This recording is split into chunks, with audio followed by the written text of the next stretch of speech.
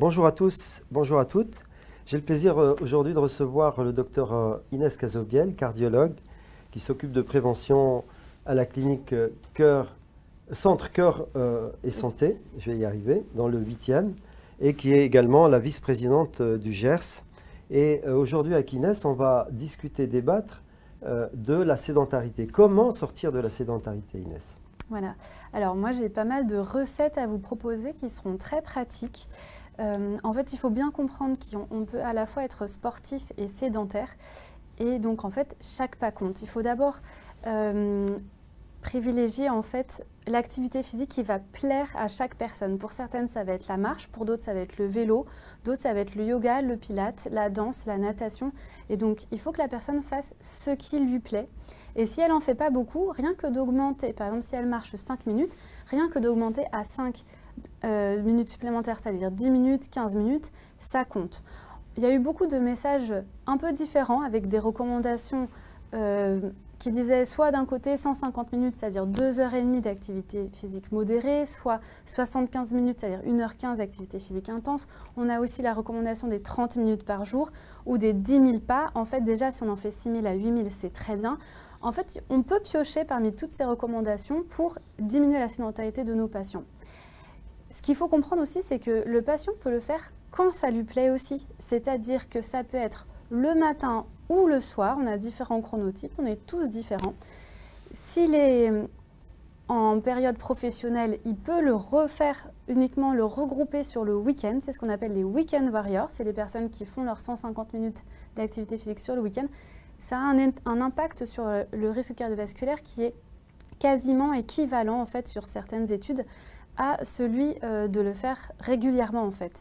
Donc c'est pour ça il faut faire le sport qui nous plaît quand ça nous plaît, et on peut aussi parler tout simplement d'activité physique. Parfois le mot sport fait peur, donc on peut aussi dire que c'est juste de l'activité physique. Donc très clairement, tu nous simplifies les choses en disant voilà, on va fragmenter dans la journée.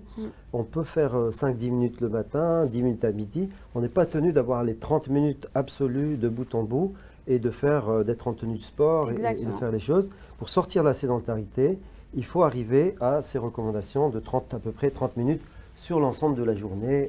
Alors, qu'en est-il de ceux qui font du vélo? Par exemple, à Paris, il y a des gens qui font... Vous leur dites, qu'est-ce que vous faites aujourd'hui? Ah, j'ai pas fait les 10 000 pas, mais j'ai fait du vélo. Comment on peut s'en sortir? Alors là, il y a un calcul très simple. En fait, on peut considérer que 10 minutes d'activité physique modérée, c'est l'équivalent de 1000 pas. Et 20 minutes d'activité physique intense, c'est l'équivalent... 10 minutes d'activité physique intense, c'est l'équivalent de 2000 pas. Très bien. Donc si on fait du vélo, on peut se ramener au nombre de pas de la journée. Et si on arrive à 8000 pas, c'est ton message, on est déjà dans les clous, on est bien. C'est super. Et si on veut faire plus, c'est toujours un gain supplémentaire. Ah oui, chaque pas et même chaque mouvement compte en termes de réduction de la sédentarité. Alors, autre recette magique que tu nous as donnée, c'est comment sortir de la sédentarité chez les enfants, par exemple. Comment faire en sorte que les enfants ne soient plus, comme nous disait Mohamed Ghanem un peu plus tôt avant toi, vous avez parlé de la génération Z qui était clouée face aux écrans. Comment sortir de la sédentarité chez les enfants? Alors, effectivement, les enfants, c'est des futurs adultes et il faut absolument augmenter leur durée d'activité physique au cours de la journée. Je rappelle que la recommandation, c'est 60 minutes par jour, donc 1 heure de temps consacré à bouger.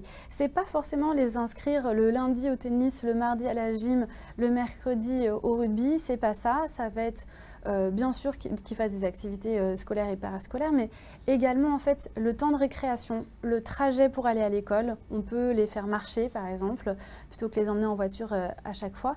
Et puis c'est les jeux qu'ils font dans leur chambre, avec un ballon dans le jardin. Vraiment tous leurs jeux au quotidien, ça compte dans l'activité physique. Excellent. Et pour les femmes, par exemple, là aussi, il y a quelques particularités quand elles sont enceintes. Qu'est-ce qu'on fait une femme enceinte doit-elle faire de l'activité physique? C'est une question souvent posée. Complètement. C'est une vraie question. On n'est pas toujours très à l'aise sur ce sujet en tant que cardiologue. En fait, oui, les femmes enceintes, il est recommandé qu'elles continuent les 150 minutes d'activité physique par semaine, sauf quelques contre-indications, soit parce qu'elles ont une cardiopathie, avis d'experts, soit parce que c'est une grossesse à risque. Après, il y a quand même des conseils à leur donner. Par exemple, une bonne hydratation, Il y a certains abdominaux qui sont contre-indiqués. Mais sinon, elles peuvent continuer à faire une activité physique donc normale au premier trimestre et après, elles s'adaptent en fonction de la fatigue. Et puis, il faut éviter d'avoir des fréquences cardiaques trop longtemps élevées. Il ne faut pas se mettre dans le rouge pendant 1 heure également. Voilà. Très bien. Et une autre particularité aussi qui nous vient du Covid et qu'on a acquis depuis le Covid, c'est tous ces gens qui télétravaillent. Ouais. Alors, quand ils télétravaillent, ils prennent moins le métro, pour ceux qui sont dans les grandes villes, ils prennent moins leur voiture, ils marchent moins, etc. Quels conseils on pourrait donner à ceux qui font du télétravail pour sortir de la sédentarité, justement? Oui, alors ça, effectivement, le télétravail, ça peut être catastrophique en termes de mobilité. On est beaucoup plus sédentaire quand on est à la maison et qu'on ne bouge pas. Donc, en fait, il faut gagner le temps qu'on a perdu, enfin, en gros, consacrer le temps qu'on a gagné en trajet, il faut le consacrer au sport. Et si on ne peut pas, c'est le moment justement de faire des pauses toutes les 2 heures et vu qu'on n'est pas en open space devant tout le monde, de faire au moins 2-3 minutes d'activité physique debout, marcher, faire quelques flexions, voilà, c'est l'occasion. Il faut aussi essayer d'aménager sa journée, par exemple sortir marcher le midi, monter les escaliers pour vraiment augmenter le nombre de pas ou le nombre d'activités physiques pendant ces journées de télétravail. Se forcer en gros à faire systématiquement toutes les 2 heures. Moi j'ai une montre connectée qui toutes les 2 heures bip pour me dire il faut bouger. Parfait. Donc c'est un rappel, il faut le faire, il faut sortir, marcher, ne serait-ce que faire le tour du pâté de maison et reprendre son travail. Exactement. On sort comme cela de la Exactement. En plus, ça améliore les performances au travail. Et alors, dernier message, l'activité physique, ça sert à quoi? Ça aide à quoi? Ça réduit le risque cardiovasculaire?